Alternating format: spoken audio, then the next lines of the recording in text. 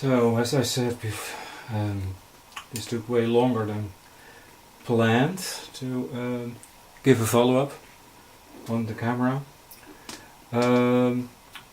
Here is, in a way, the finished project. The only thing is that I destroyed the scanner again, and I already got another one. I broke them both for the same reason. I tried to use the internal light of the scanner, and that the way I had to go about that to be able to use that light made it very prone to that it would be easily destroyed. That could be easily destroyed, which happened 2 times already. They're quite cheap, but yeah, it's a bit annoying. I'll just unwrap the camera as it is now. Talking about the light, I was planning to use a very cheap USB light and maybe move on to a light that, well, a bit better light in different color temperatures to see if I could influence the white balance of the machine. Here is where the scanner passes, makes its first pass to test, to calibrate itself. See the previous video for that. If this is the first video you see in this series. Yeah, that's the most obvious. I closed it all off and mounted it on a plate. That plate can then be moved into or hanged in a frame where I can move it. I will probably show some of that later. Another thing is that I surrounded it with fake leather. I thought it was a beautiful color, and it's so that it's totally closed off. As I said in the previous video, it calibrates itself with the light that it sees in the beginning when it starts up. If you use this camera in an environment where there's a lot of light, it will simply ignore the small light you used it to calibrate with, but uses all the light that is surrounding it.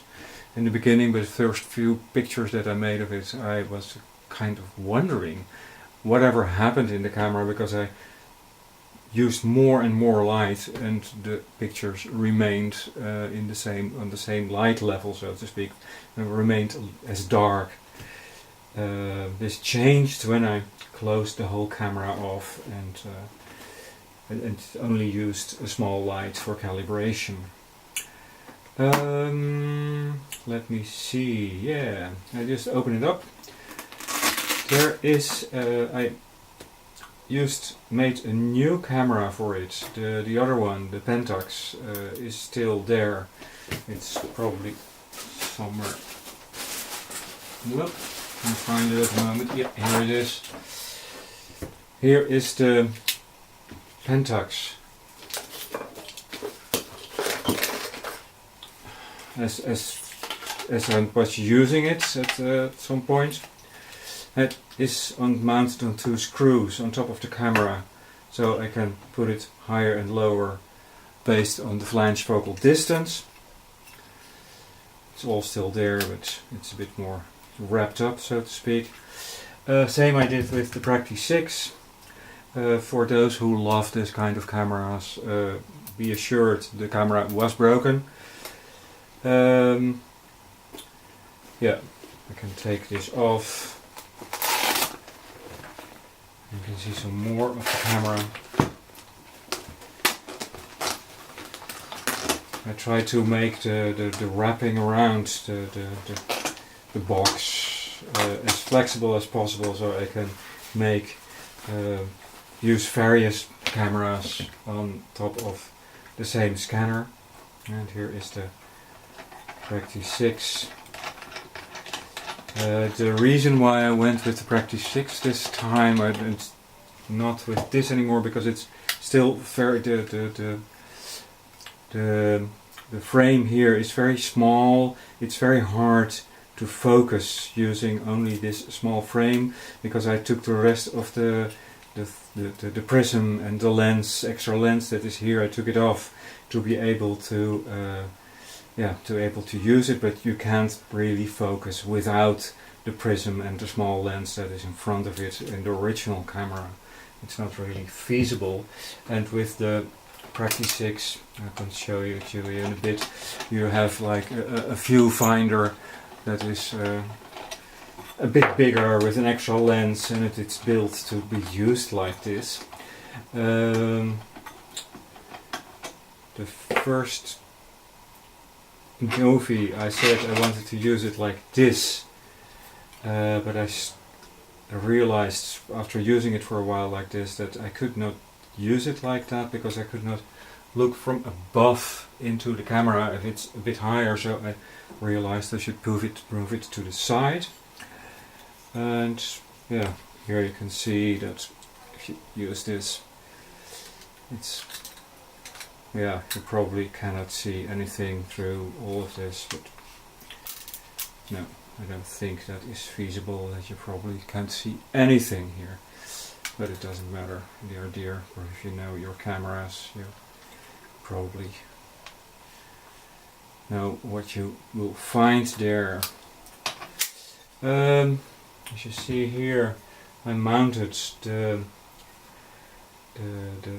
sensor on top of it with a mechanism that I can still move it a bit in case it is still, if it's not straight enough.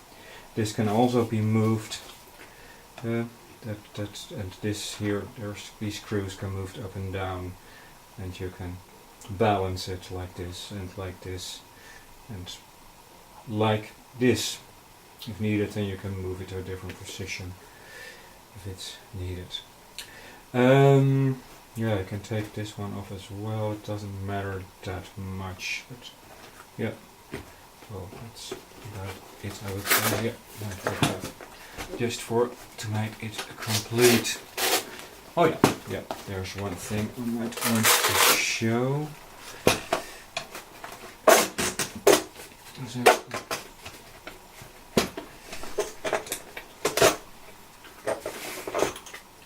So here is the camera. Because for this kind of scanner, this is kind of a high point that I cannot get rid of. Probably can, but then you have to do very precise solder work. It's not really worth it, I think. So I just used part of the frame, because there's a metal rod here that keeps the scanner down. Oh, yeah, the glue came off. So that you can move the camera without this part coming loose. If you look at the first movie, you can see how that works. I can get a screwdriver and show what it is, what it looks like now.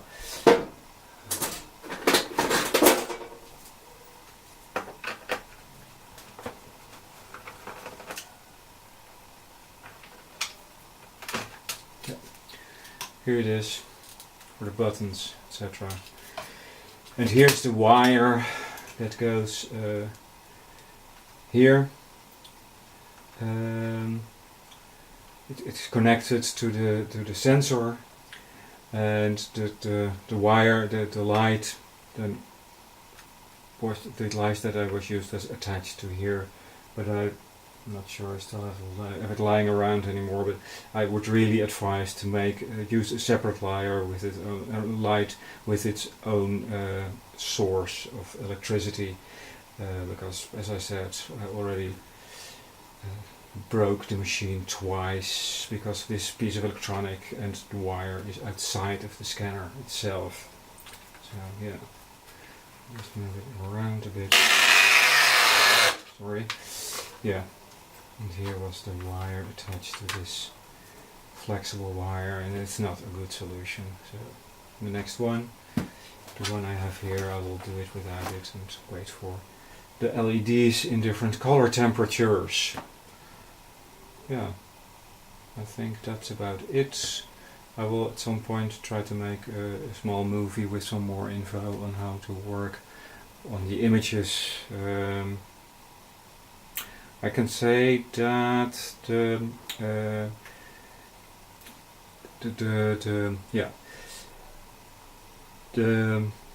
I said that I told in the first movie that if you would use this camera to scan with, then the image would be really long, because normally this sensor is used for the whole width of the scanner, or A4 size, so 21 centimeters, maybe a bit more, and that is now compressed to, well, 5 or 6 centimeters, and then you have to make the image longer or smaller. I found that it's 1 by it's 1 by 5.5. That is, well, I don't know the word for it, but that is the thing you have, the number you have to calculate with, 5.5 to 1 for the width or length of the image, to make it smaller or wider. See you next time, hopefully not in half a year.